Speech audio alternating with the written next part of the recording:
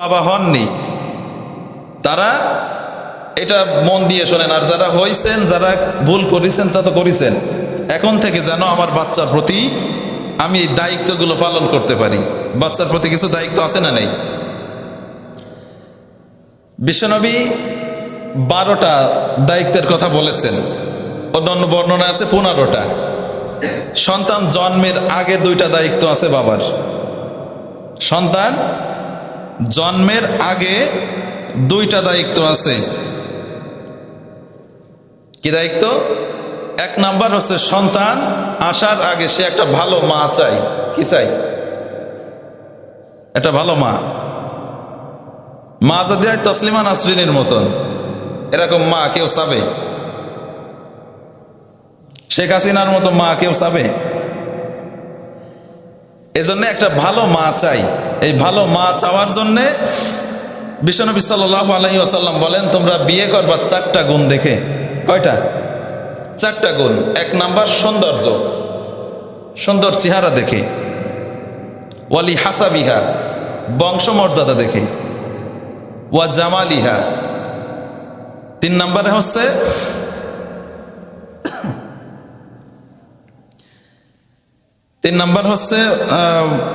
ওয়া জামালিহা, সৌন্দর্য।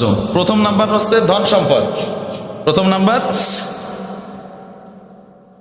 লিমালিহা, প্রথম নাম্বার হচ্ছে ধন সম্পদ। ওয়ালি হাসাবিহা, দ্বিতীয় নাম্বার বংশ পরিচয়। 3 নাম্বার ওয়া জামালিহা, সৌন্দর্য চেহারা দেখে। 4 নাম্বার ওয়ালি দিনিহা, দিনদারিতা দেখে। কয়টা গুণ একটু মনে করেন? 1 নাম্বারে ধন সম্পদ, 2 নাম্বারে বংশ পরিচয়, 3 নাম্বারে সৌন্দর্য, 4 নাম্বারে দিনদারিতা। আল্লাহ নবী বলেন, তুমি দিনদারিতাকে প্রাধান্য দেবে। যদি 4টা গুণ থাকে তাহলে তো সোনাই সোহাগা। যদি না থাকে, দিনদারিতা যদি থাকে, তাহলে তুমি ওই দিনদারিতাকে প্রাধান্য দাও। যদি দিনদারিতাকে প্রাধান্য না দাও, দিনদারিতা নেই, আর 3টে গুণ আছে, তাহলে তুমি ক্ষতিগ্রস্ত হবা। তাহলে 1 নম্বরে আল্লাহ নবী বললেন যে দিনদারিতাকে প্রাধান্য দিতে হবে। তাহলে বিয়ে করবেন যখন, অবশ্যই দেখবেন যে মেয়েটা দিনদার কিনা, দিনদার ফ্যামিলি কিনা। অনেকেই আছে যে চেহারা দেখে পাগল হয়ে যায়, আছে না? ভিতরে কিছু আছে কিনা এ দেখে না। তাহলে 1 নম্বরে সন্তান জন্মের আগে সে একটা ভালো মা চাই। দ্বিতীয় নাম্বার যে জিনিসটা আছে, আপনারা আবার মাইন্ডে নিয়েন না। দ্বিতীয় নাম্বার হচ্ছে স্বামী স্ত্রী যখন কি বলে তাদের ঘনিষ্ঠ মুহূর্ত কাটায়, তখন একটা দোয়া আছে, আল্লাহ নবীর হাদিস।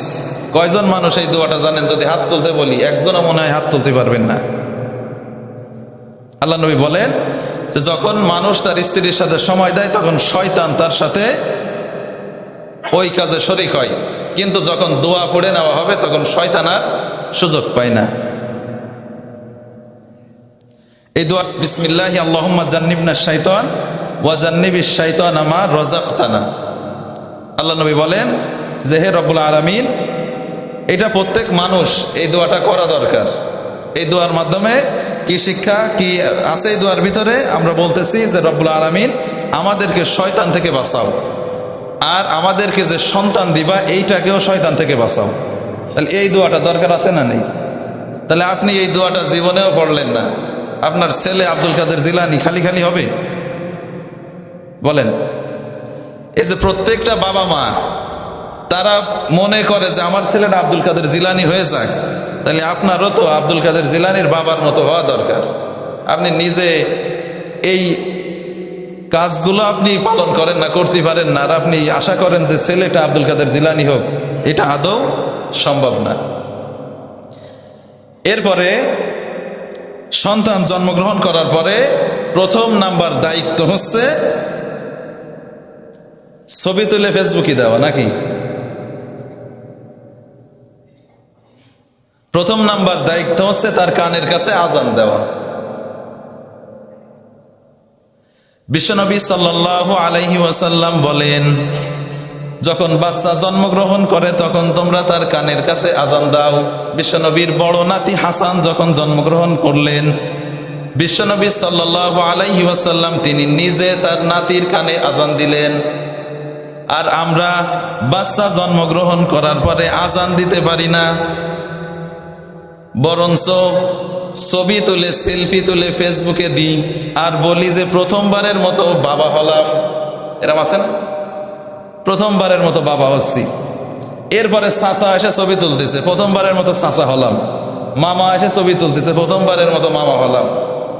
এই ছবি তোলার পরেই আছে। তাহলে প্রথম নাম্বারে কি করতে হবে? বাচ্চার কানে আজান দিতে হবে। এই আজান দেওয়ার জন্যই ইমাম সাহেবরে মুয়াজ্জিনরে ডাকার দরকার নেই। আর আজান যে চিল্লাই দিতে হবে এমনও না, আপনি তার কানের কাছে আজান দেন, যাতে তার কানের ভিতরে প্রথম শব্দটা আল্লাহর নাম দিয়ে, আল্লাহর নাম যায়। প্রথম যে শব্দটা সেটা যেন আল্লাহর নাম দিয়ে শুরু হয়। 2 নম্বরে তাহনিক করা। তাহনিক জিনিসটা বোঝেন কিছু? আগে শুনেছেন কোনো দিনের নাম? এ আবার কি জন্তু নাকি? তাহনিক করা মানে হচ্ছে কোন আল্লাহর ওলি নেক বান্দা যারা আছে তারা একটা খেজুর চাবাবে, চাবায়ে ওই চাবানো অংশ ওই বাচ্চার মুখে দেবে কিছুটা। তাতে হবে কি, তার পেটের ভিতরে প্রথম যে খাবারটা গেল এটা আল্লাহর কোনো ওলির, তাই কিনা? এর মাধ্যমে কি হবে, হয়তো আল্লাহ পাক ওই বাচ্চাটাকে ভালো হিসাবে কবুল করতে পারেন, যেহেতু একজন আল্লাহর ওলির সোহবত, আল্লাহর ওলির স্পর্শ পড়িছে তার। এজন্য 2 নম্বরে কি করতে হবে? তাহনিক করতে হবে। 3 নাম্বার হচ্ছে তার বরকতের জন্য দোয়া করতে হবে। কিন্তু আমরা কি করি? বরকতের জন্য তো দোয়া করি না, যে খালি ছবি তোলার জন্য ব্যস্ত সবাই। আইসিইউর ভিতরে ঢুকে যায় ছবি তোলে। ওই বাচ্চার মাটা কাটা ফাড়া অবস্থায়, রক্তাক্ত অবস্থায়, ওই অবস্থায় ছবি তুলে ফেসবুকে পোস্ট করে। আছে না এরকম? এটা করা যাবে না। ওই বাচ্চার জন্য দোয়া করতে হবে। এরপরে 4 নাম্বার হচ্ছে আকিকা করা।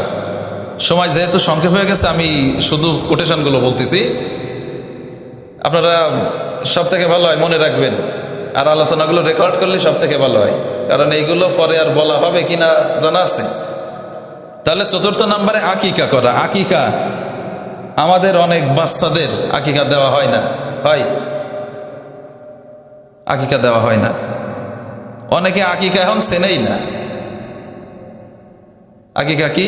7 দিনের দিনে ওই বাচ্চার নামে বা ওই বাচ্চার বিনিময়ে একটা ছাগল, দুম্বা, এগুলো ছাগলের কথা আছে, ছাগল জবাই করে দিতে হবে।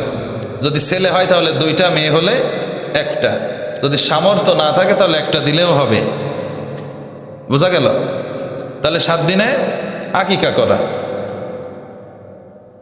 এই আকিকাটা উঠেই গেছে, এখন দেখি না কোনো জায়গায় যে আকিকা দিচ্ছে। এরপরে ওই দিনে মাথা মুন্ডন করা। ছোট ছোট কিছু চুল থাকে না মাথায়, ওই চুলগুলো ফেলে দিতে হবে। আর ওই চুলের ওজনে যে রূপা আসে, ওই রূপার বিনিময় বা ওই রূপাটা সৎকা করে দিতে হবে। বোঝা গেল?